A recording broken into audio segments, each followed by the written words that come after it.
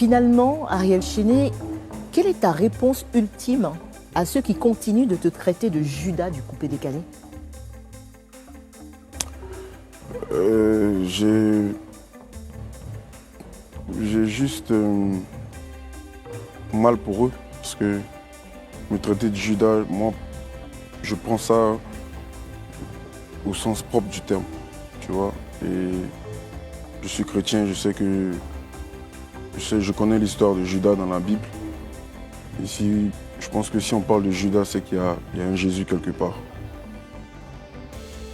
Il faudrait qu'on arrête de blasphémer parce qu'il y a une malédiction derrière. Je suis un jeune homme, je fais peut-être des choix, que ce soit bon ou mauvais, ça m'a amené là où je suis, donc je suis fier des choix que j'ai faits. Pour le reste, je pense que ce qui me vient, et je me construis avec.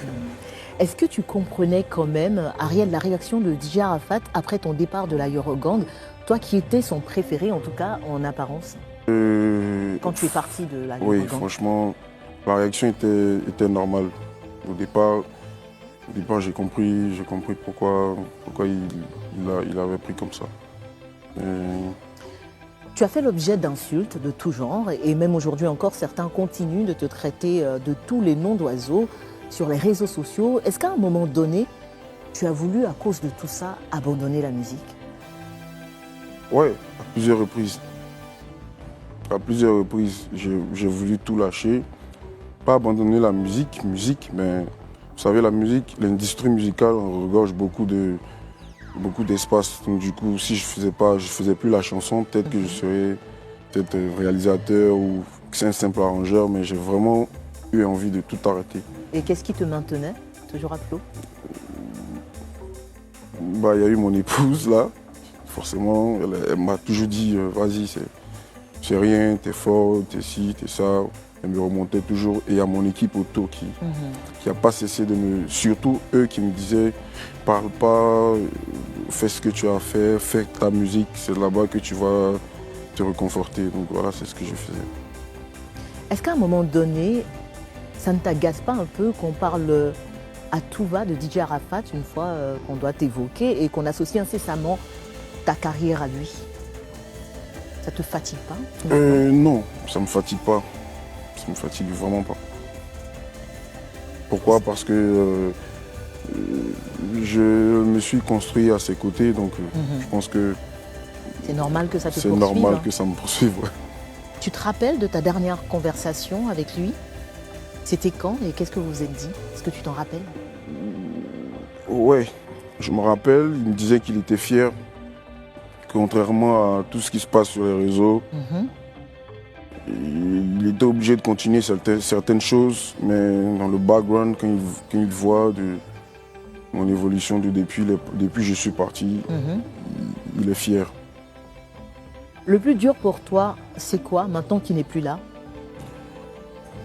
Le plus dur pour moi, c'est d'arriver à satisfaire tous les fans qu'il a laissés. Parce que pour moi, c'est ça le vrai héritage, en fait. Tu sens ça comme une mission? Exactement. Pour moi, c'est un gros sacerdoce. Parce que les fans qu'il a laissés, c'est eux que j'appelle l'héritage, en fait. Et il va falloir les nourrir, il va falloir...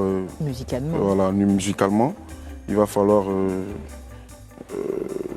franchement, il va falloir assurer parce que la demande est forte et la demande est diverse. Donc... Est-ce que tu as des regrets aujourd'hui le concernant?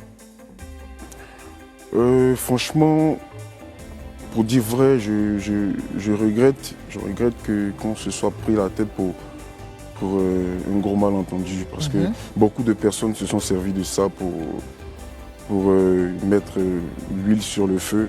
Et ça nous a amené là où ça nous a amené. Alors, si tu avais le pouvoir... J'aurais vraiment aimé être là jusqu'à la fin. Ouais. Ben justement, si tu avais le pouvoir de remonter le temps, est-ce que tu aurais quitté la Eurogang avec le recul aujourd'hui? Est-ce que pour les mêmes raisons, tu serais parti? Pour les mêmes raisons, je serais parti. Peut-être pas à ce moment-là, parce que c'est vrai que Le moment, je ne vais pas dire que le moment était vraiment pas choisi parce que c'est tombé sur moi. On était en train de discuter d'un certain petit détail contractuel et ça a dégénéré. Et du coup, j'étais obligé de rester un peu dans mon coin. C'est ce qui a fait que c'est lui qui a annoncé que je ne fais plus partie de l'Aérogame. Donc j'ai pris ça comme ça. Et voilà. On va à présent parler de tes clashs, parce qu'on est dans le coupé-décalé. On te sait calme et réservé, mais tu es cité dans des clashs avec d'autres artistes du coupé-décalé, notamment Tiesgo, Doliziana et dernièrement Safarel. Est-ce que c'est un héritage que ton mentor DJ Arafat t'a laissé? Sinon, qu'est-ce qui a gâté les choses entre vous, entre toi et eux? Je vais dire que au départ, moi aussi, je ne comprenais pas pourquoi tout le monde s'acharnait sur moi. Parce qu'avant, on va dire que c'était le game. Mais après la mort de DJ, c'est devenu un peu plus sérieux parce qu'on était dans une période difficile. Mais ça continuait, ça s'acharnait sur moi. C'est après que j'ai compris qu'en fait, c'était tout ça l'héritage en fait qui m'avait laissé. Pour toi, c'est un héritage. Pour moi, c'est. Comme il n'est plus là, il faut taper sur quelqu'un d'autre. Il faut taper sur quelqu'un qui est. Tu n'es pas totalement innocent dans toute cette histoire, non? Comment? Tu n'es pas totalement innocent, non, dans toute cette histoire? Bah non, je suis victime de mon talent. Dit-il. L'année dernière, une vidéo de buzz sur les réseaux sociaux te mettait en scène contre, j'ai envie de dire, Jean-Jacques Kouamé. Qu'est-ce qui s'est passé ce soir-là? Et est-ce que tu as parlé à Jean-Jacques Kouamé depuis l'époque?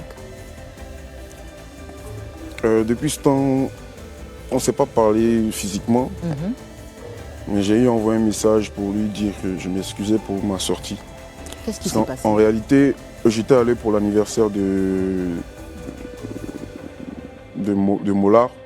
Et on était dans la période du Covid, il y avait des restrictions, tout ça. Et puis pendant le live, parce que c'était un live, un mini-concert live. Ouais. Et sur Facebook Voilà, aussi. sur Facebook. Donc tout le monde regardait. Moi, on avait chacun nos masques. Moi, quand je suis arrivé, j'étais dans ma voiture, j'ai fini mon temps là. Le moment de jouer est arrivé, je suis parti les rejoindre. J'étais déjà là et tous, mais j'ai pas compris pourquoi le père Jean-Jacques avait voulu m'attraper et tout ça. Une accolade. Voilà, les accolades, c'est juste ça que j'ai pas voulu parce que on était devant les gens comme ça, et le gouvernement avait déjà sanctionné certains. Je voulais pas passer là-bas, donc je me suis dit bon, faut faire genre quand même. Voilà, donc on était devant les caméras, j'ai pas voulu parce que voilà, c'était pour les restrictions. C'était juste ça. C'était juste ça. C'est pas parce que tu l'avais snobé? Snobé, non, jamais. Non, même pas. Parlons à présent de ta séparation avec ta maison de production, Sony, avec qui tu as collaboré plus de 2 ans. Que s'est-il réellement passé entre vous et pourquoi tu es parti? Avec Sony, bon, brièvement, pendant l'exécution du contrat, il y a eu beaucoup de décalage, je vais dire de leur côté, parce que c'est moi qui ai commencé à me plaindre. Donc je me suis plaint de certaines légèretés, certaines choses qui ne faisaient pas, certaines promesses qui n'ont pas tenu, tout ça. Donc je me suis plaint une fois, 2 fois, ça n'a pas changé. Donc j'ai saisi les avocats pour essayer de rompre le contrat. Ça m'a pris presque 1 an. J'étais obligé d'assumer parce que j'étais déjà engagé. Ça m'a coûté du temps, ça m'a coûté de l'argent, mais Dieu merci, je suis sorti. Tout ce que je retiens, c'est que ça a été une grosse expérience pour moi parce que en tant que producteur, j'ai un peu appris l'industrie musicale, les petits contours,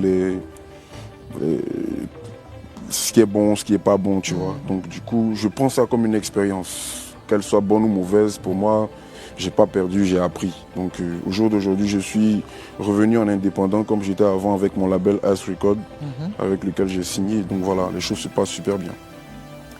Et pour finir, qu'est-ce que tu veux que les gens retiennent de toi aujourd'hui, Ariel Chéné, après tout ça, surtout que ta carrière se poursuit? Il faut que les gens retiennent que Ariel Chéné, c'est pas seulement suis pas seulement un artiste en fait. Je suis pas seulement un artiste chanteur. C'est pas pour me jeter des fleurs, mais je suis le maître de la musique ivoirienne. Donc, à un moment donné, il va falloir rendre à César ce qui appartient à César. Mais le temps va venir où vous allez tous prêter allégeance. Donc c'est toi le nouveau César alors? Non. C'était une façon de parler. Je suis Ariel Chéné, le Kumbala, le lion musical du pays. Retenez juste ça de moi. Merci beaucoup.